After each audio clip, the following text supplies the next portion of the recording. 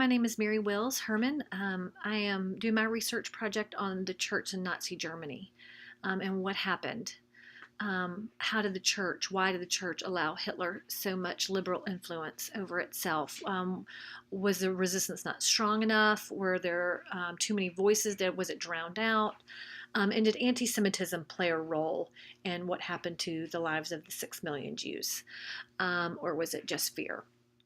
So starting off, I'd like to look at some historical background because I do think that that is really what paved the way for all of this. It was kind of a perfect storm, I think. The Catholic Church, politically conservative, historically, and connected to the state, proponents of the monarchy. And afraid of new ideology, frankly. The Protestant church at the time included the Lutherans that were still in some ways similar in governance, at least, to the Catholic Church. They were self-governing and hierarchical, as opposed to the Reformed churches, who really gave influence and emphasis and power to the individual. Which I think played a role as well. And then there was the old Prussian Union churches, who were heavily influenced by the Reformed churches, so looked a lot like that. Now, Germany in the late 19th century and early 20th century, the Catholic Church had in fact experienced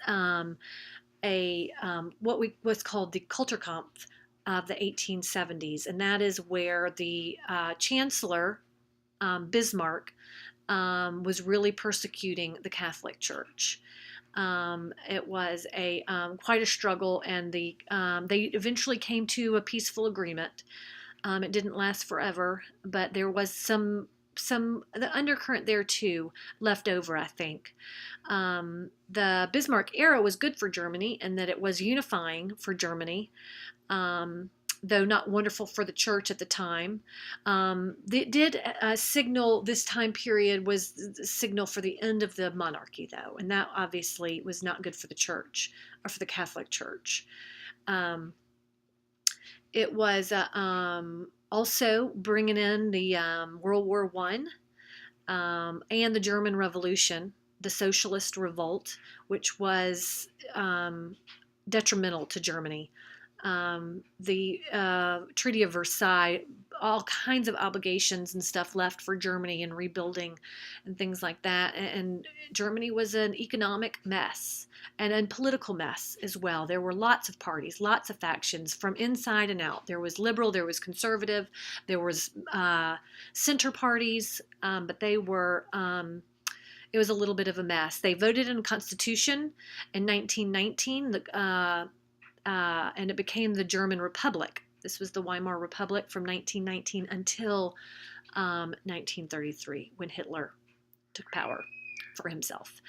But it did become a republic. There was a parliament, but there were these growing factions of liberalism that were really scary, particularly for the Catholic Church and for a lot of conservative people and conservative believers. And this set the stage for something new in Germany. People wanted something different, particularly the Working Party, and that is where Hitler got a lot of his support from. It was they were looking for a strong, unified Germany, and that's what Hitler was promising. Now, in 1933, shortly after Hitler was voted in, he had the parliamentary building set on fire, then blamed it on the communists, and then issued this fire decree, which would essentially take away a lot of the civil liberties of the Germans in order for him as leader to be able to protect them from the communists. And so people were not afraid of that. That was okay. They later, shortly thereafter, voted in the Enabling Act with a really surprising majority. The Enabling Act is what gave Hitler the power to act without the parliament. It was supposed to only be for 4 years, but could be extended, and it was. Obviously, Hitler took power. He later dissolved all of the other political parties. But people were willing to do that because he was fighting the communists. Now, in July of 1933, so shortly after the Enabling Act, Hitler put in the church these German Christian leaders. And they took a total synodal control over the regional churches in Germany, and were to be the church leaders. That did not go well. There was lots of harassment and beatings and things like that went along with that, and people began to see that that was not okay. There were 3 churches that remained intact. They were called the intact churches, and they were able to continue to self-govern. That was in Hanover, Bavaria, and Württemberg, and they did play a role in the resistance eventually, though they did not want to break with the state. They did not want to oppose the state, but they did play a part in the resistance. But their primary concern was a separation from the state. The Protestant churches formed what was called the Pastors' Emergency League, and this was in opposition primarily to the Aryan Paragraph, which was the declaration of the superiority of the Aryan race.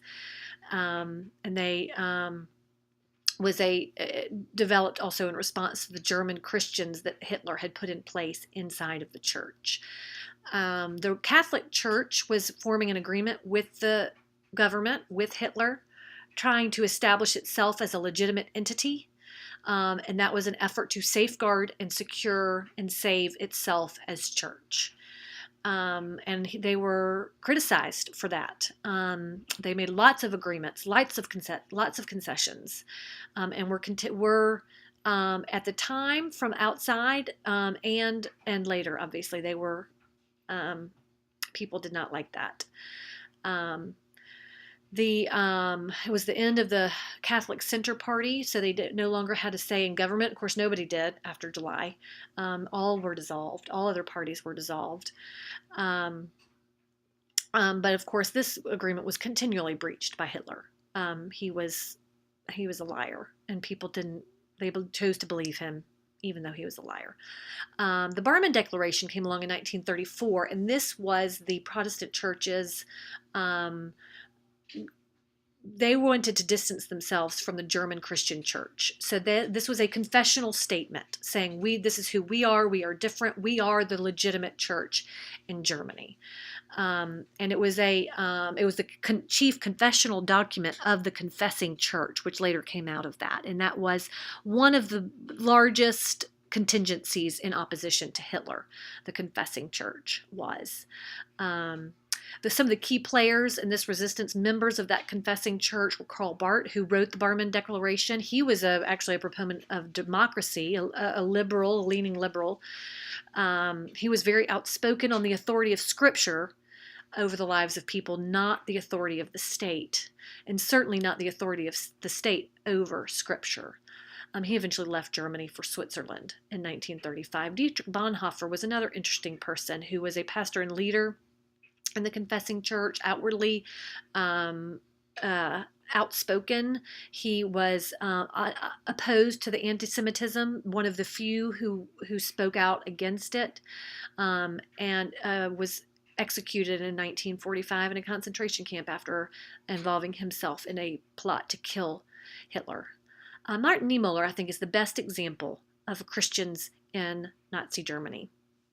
He originally was a member of the church, of Nazi Germany, of the Nazi Party, and believed Hitler and was a strong nationalist. He had been in the military, was a strong nationalist, and wanted a strong, unified Germany.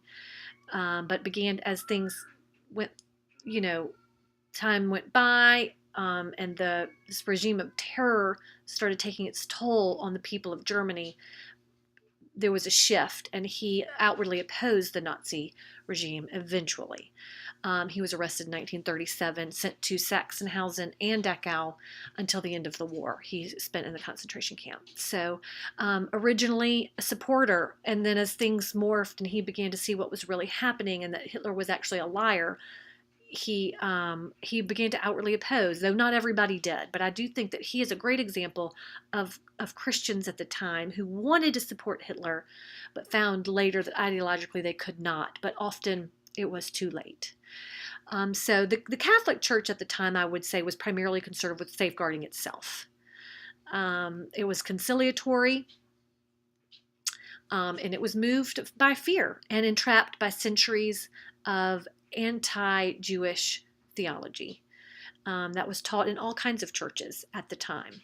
And it was this continuing undercurrent of the Jews who killed Jesus. The Protestant church was so divided among itself, theologically, but also in its approach to its opposition, and was never able to really rally any real support, any real movement against Nazi Germany. And few were willing to speak out and bring harm to themselves and to their family. And others just simply didn't want to know what was really going on. They weren't sure what was happening. They knew bad things were happening and really didn't want to know anymore, and therefore did not speak out on behalf of the Jewish people. But I think that this is a great example of humanity being tested and humanity being shown for what it is, and that is, at all costs, preserving of the self. And that's what I believe happened in Nazi Germany.